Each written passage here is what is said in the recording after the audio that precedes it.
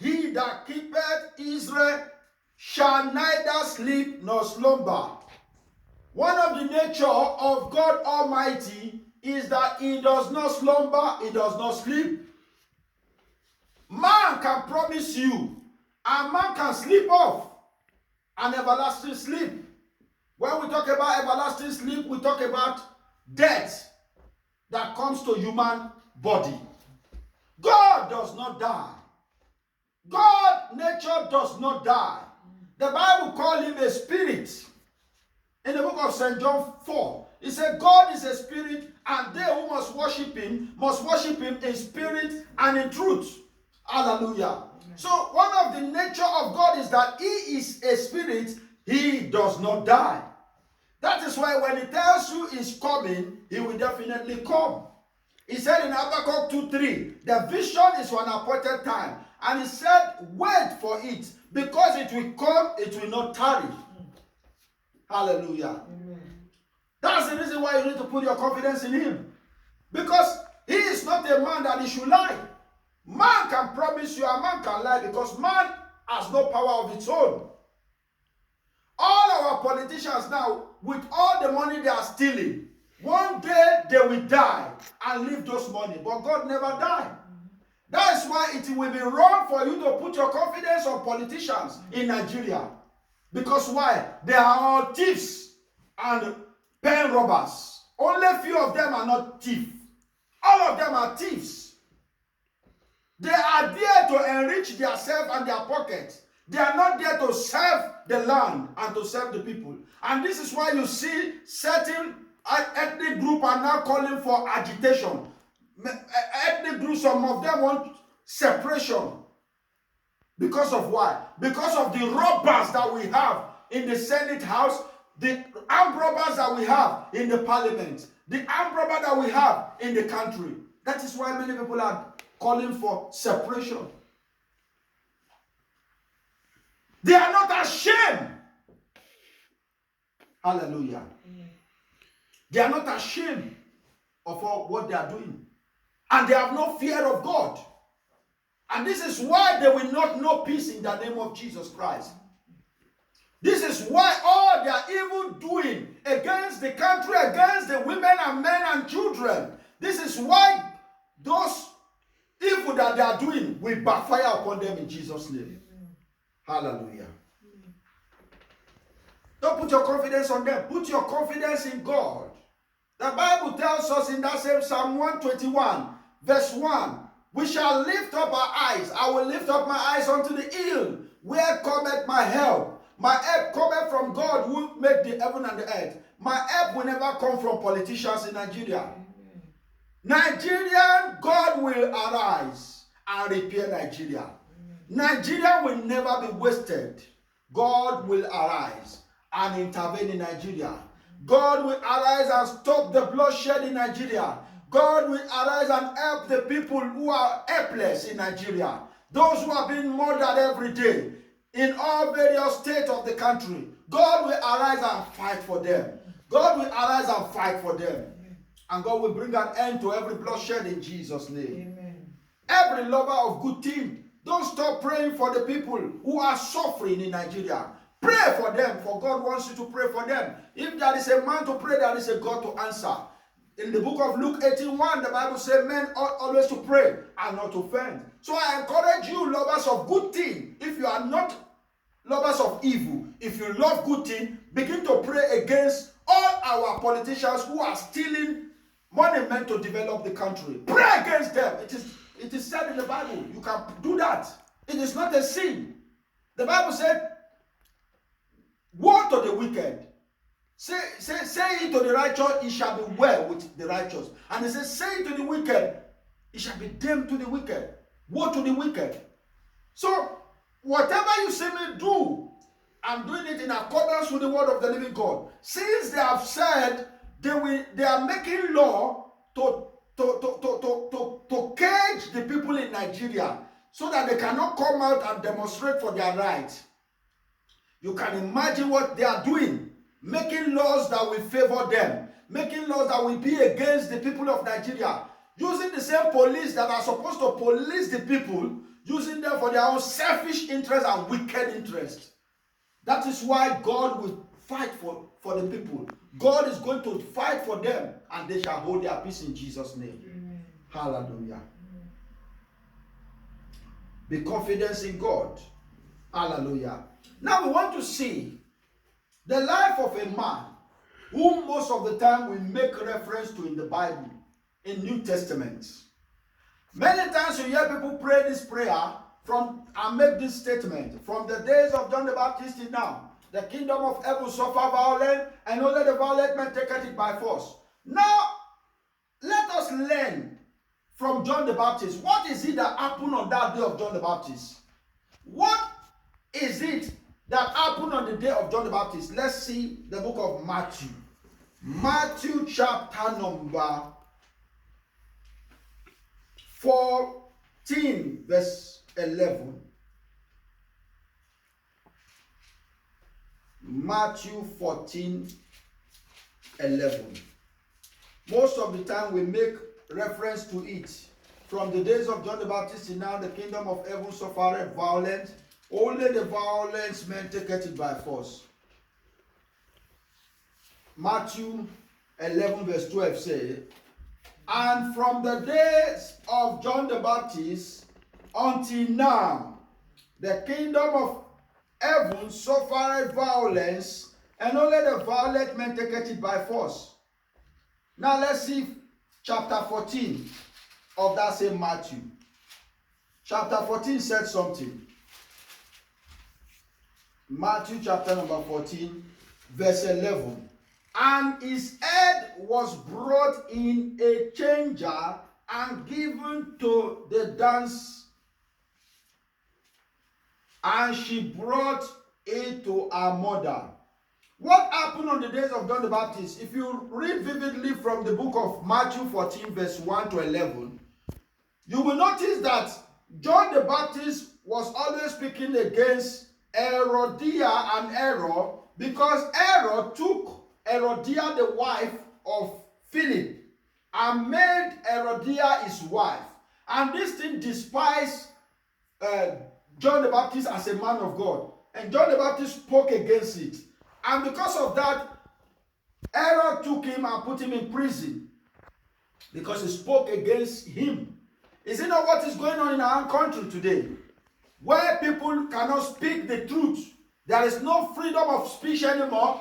People who speak against injustice that is going on in the land, people who speak against the evil, the stealing that is going on in the land. That was why they were about making hate speech law. They were about making hate speech law so that they can silence the voice of the Nigerians, so that Nigerians cannot speak the truth. You can imagine the drama they were making in the house of Rep. The same people they put to investigate the money that was stolen in NDDC. The same people now were being accused by those who stole money. Akpabio was accusing the person who was put to investigate the money that was stolen. You can imagine. A thief is investigating a thief. That is the country we have. Hallelujah. So nobody will talk, nobody can speak the truth, because if you speak the truth, you'll be killed. If you speak the truth, you'll be put in prison. Like John the Baptist. John the Baptist spoke the truth, and that was why Herod arrested him and put him in prison. But then there was something that John did not do that made Paul the apostle different from John. And that was what led John to his early death. And that is why we need to learn from John, so that by the grace of God, we will fulfill destiny in Jesus' name. Amen. Hallelujah. What is it that John did not do? From the book of Matthew 14, verse 1 to 11, or verse 1 to the end, when John was put in prison, the Bible did not tell us that John prayed and fasted, that God should intervene for him. John believed because Jesus Christ was around, and Jesus was his cousin, and it was said that Jesus is the Messiah to come. He believed because the Messiah was around, that the Messiah will not be around and he will be in prison. So that was why the Bible said when John sent his disciples in the book of Matthew, that Matthew 11, when John sent his disciples to Jesus Christ to ask Jesus if he was the real Messiah or they should expect another one. This was the same John who baptized Jesus Christ in River Jordan. And when he was doing the baptism, the Bible said heaven opened and a voice spoke. And John even heard the voice. This is my beloved son, in whom I'm well pleased. Hear him. And the Bible said when Jesus Christ came out of the water, the Spirit of God descended upon him like a dove. John saw all this weakness. John witnessed all this event that happened during the baptism of our Lord Jesus Christ. Yet, because he was going through the storm of life, because he was put in prison, John was now offended in God. Let me show us where that Jesus made that statement. Jesus made that statement. Matthew 11, verse 6. We're going to read it for a clearer understanding from verse 2. Matthew 11, verse 2. Now when John heard in the prison the work of Christ, he sent 2 of his disciples and said unto him, Art thou he that should come, or do we look for another? The same person you baptized, the same person you heard heaven open, and a voice spoke, this is my beloved son in whom I'm well pleased. Now, because you were facing difficulties, because you were in prison, you are now sending people to ask the man, are you the real Christ, or we should expect another one? Because he believed if Christ was the real Christ, he shouldn't have been in prison. But he did not understand the scripture that say, a man that is born of a woman is few days but full of trouble. He did not understand the scripture that say, many are the affliction of the righteous, but the Lord delivered him from them all. He did not understand the scripture that say that weeping may endure for a night, but joy cometh in the morning. He did not understand the scripture that say in Jeremiah 1, verse 19, that they will fight against you, but they will never prevail against you. He did not understand the scripture that say, no weapon that is formed against you shall prosper. Every tongue that rises against you in judgment, God will condemn. He did not understand the scripture that say, fight the good fight of faith. The world we are living is a world that is full of battle. So if you are not fighting, they will fight you. And if you don't want to stop them, they will stop you. So you better stop them before they stop you. How do you stop them? The Bible will make us to understand. In the book of 2 Corinthians chapter number 10 verse 4. For the weapon of our warfare are not carnal. They are mighty through God to the pulling down of strongholds, casting down argument and every high things that seeks to exalt the knowledge of God, bringing them all into captivity to obey the word of God. So the way we fight is not a carnal way, but a spiritual way, because we are spiritual people of God. And God Almighty is a spirit, and He is the commander of the army of the people of God.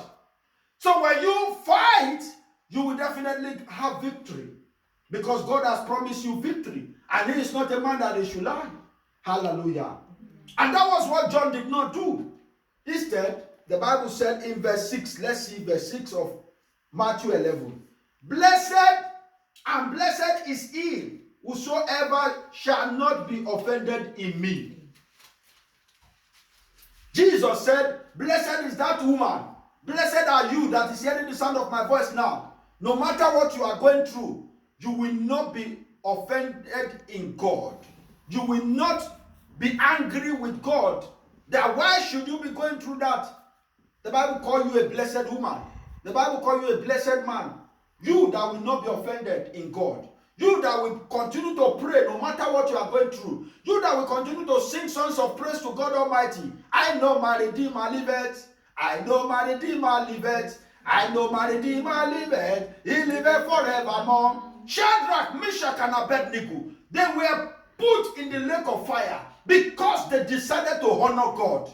They were not offended. They did not say, oh, even upon the fact we decided to respect God, Upon the fact we decided not to bow to idol, and God still let us be put in fire. Oh, if that be the case, I'm not going to serve God anymore. They did not have that thought in mind. They did not nurse it at all. But they even said to the king, they said to King Nebuchadnezzar, even if God decided not to save them, they will not still bow to the idol. Those are the kind of people God wants in his kingdom. Soldiers who are not scared. Soldiers who knows that God has not given them the spirit of fear, but of power, of love, and of sound mind. Soldiers who can be on their knee for 4 hours, praying to the King of Glory. Soldiers who can be on their knee for 8 hours and praying until rain fall, praying until rain stop.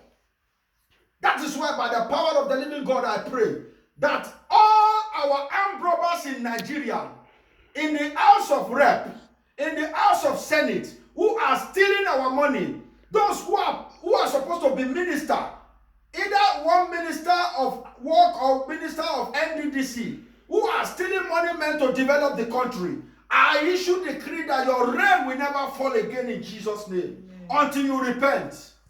Hallelujah.